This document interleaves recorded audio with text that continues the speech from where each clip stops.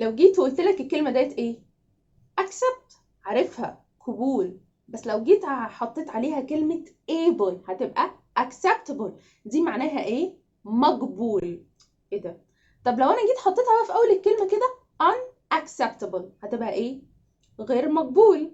في الفيديو اللي فات اخدنا اهم 5000 كلمة واهم 3000 كلمة، ولو انت ما اتفرجتش على الحلقة اللي فاتت هسيبها لك في وصف الفيديو دوت. بس النهاردة هنتكلم ازاي اللي انت تكتر الكلمات بتاعتك، ازاي اللي انت تعمل لها expanding، وكمان مش بس اللي انت تكترها وتحفظها، لا ده انت هتثبتها هنا وتستخدمها. خلونا نشوف الفيديو ده.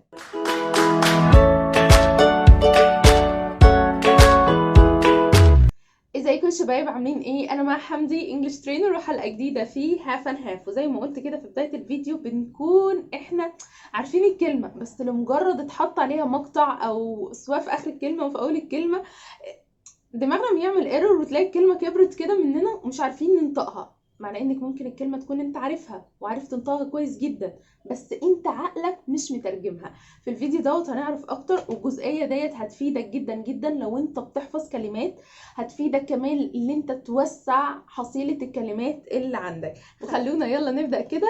وكلمه accept معناها ايه؟ قبول. بس ده كده اصل الكلمه نفسها. بالانجلش بنسمي اصل الكلمه ايه؟ affixes. affixes ده اصل الكلمه، the root of the word. اوكي، لو حطيت عليها في اخر مقطع كده acceptable، حطيت عليها able، ده كده مقطع able ده كده بالانجلش اسمه suffix. يعني ايه كلمه suffix؟ اللي هو مقطع بحطه في اخر الكلمه بيغير معنى الكلمه تماما. هتقولي بيغيرها ازاي؟ ما هي الكلمه زي ما هي وبقت مقبول. من قبول لمقبول اتغيرت الكلمه من فعل لاسم، ودوت هنعرفه في باقي الحلقه. وبرده زي ما حطينا في الاخر حطينا في اول الكلمه un. كلمه unacceptable ادت معنى تاني خالص وهو غير مقبول. طب هو في حاجات تانية غير الحاجات ديت؟ ايوه في، بس خليني اللي انا اشرح لك ان كلمه un ديت اسمها prefix، والبريفكس دوت البورت اللي هو بحطه في اول الكلمه نفسها، عشان كده هي بتغير معناها. يبقى انت كده عرفت ايه هي الافكس دوت. كده اصل الكلمه نفسها، حطيت عليها مقطع في الاول هيبقى prefix، حطيت عليها مقطع في الاخر هيبقى suffix. تمام؟ خلونا يلا نشوف امثله ازاي هما بيغيروا الكلمه نفسها وازاي انت هتحفظ الكلمه. نبدأ بأول حاجة وهي البريفكس. والبريفكس زي ما اتفقنا مقطع بيتحط في أول الكلمة. معظم البريفكسز بيغيروا معنى الكلمة لإيه؟ لعكسها. إزاي؟ عندك أشهر حاجة كلمة this. this D-I-S اللي هي agree موافق، عكسها disagree. advantage مميزات، عكسها عيوب disadvantage. اوكي، فكلمة DIS this بتغير معنى الكلمة تماما، بتديها عكسها. عندنا ايه تاني طيب بيغير عكس الكلمة وبيدي معناها؟ زي كلمة طبعا UN اللي هي un، اخدنا في اول الفيديو acceptable عكسها unacceptable، الى جانب اللي احنا عندنا usual عكسها unusual. مش بس كده، ده برضو في كلمة IR زي كلمة regular حاجة منتظمة عكسها غير منتظم irregular. برضو كلمة correct معناها صحيح، لو انت عايز تعكس المعنى هتقولها incorrect. تمام؟ فانت كده عندك حاجات انت بتستخدمهم عشان تعكس المعنى بتاع الكلمة. طب هو انا ليه ما استخدمش مثلا، ليه قلتها incorrect، ليه ما قلتهاش uncorrect او discorrect؟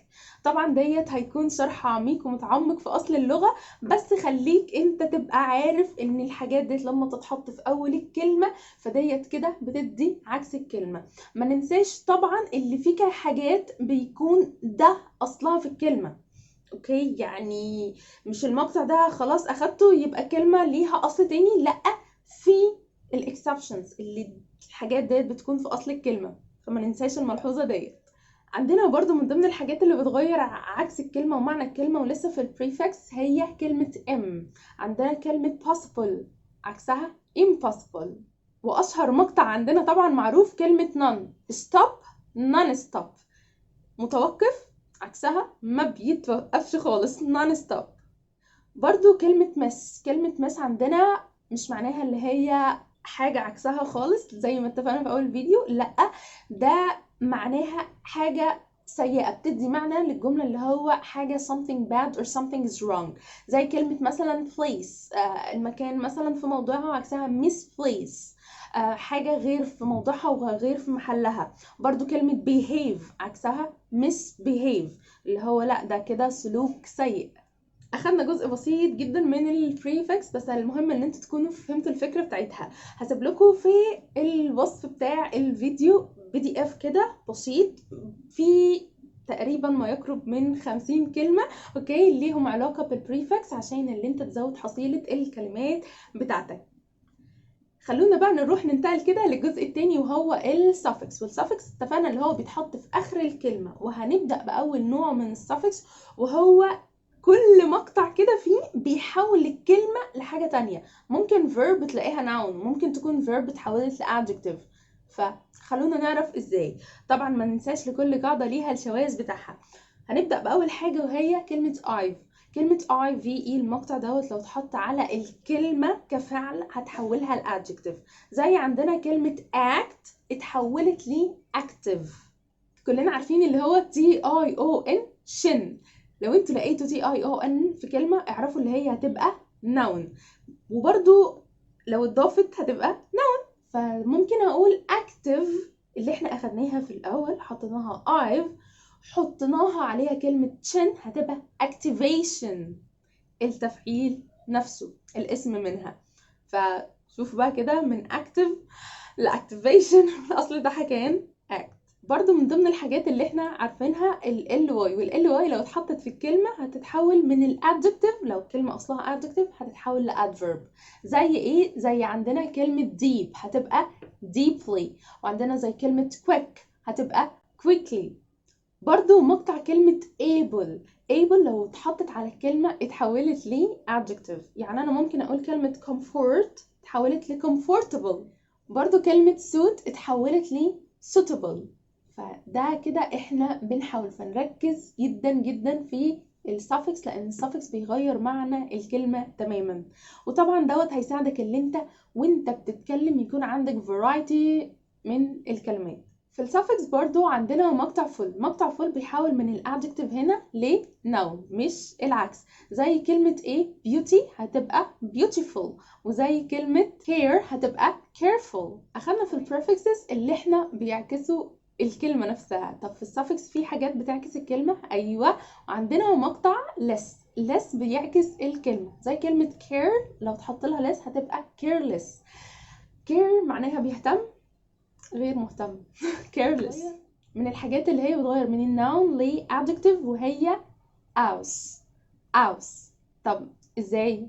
من danger ل dangerous، من courage courageous.